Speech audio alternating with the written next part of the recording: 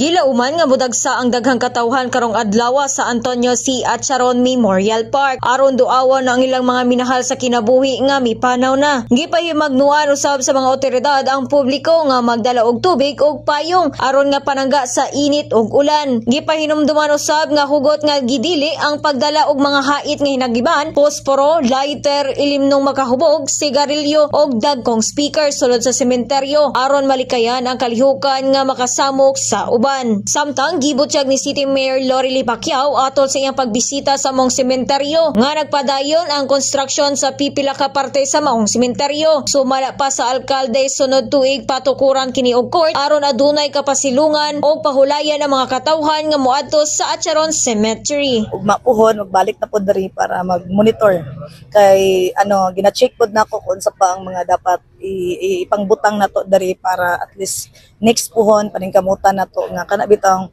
napasalay pasilungan. Kay karon nga tuig ang atong gitarget nga mahuman ning mga dalan. So kung makita ninyo nga halos 80% na pasemento na nato hinay-hinay, tapos dito pagawas dito sa exit na atay patok dito nga gibutang para dili sila mataligsikan ug mainitan ang mga mobisita sa paggawas nila.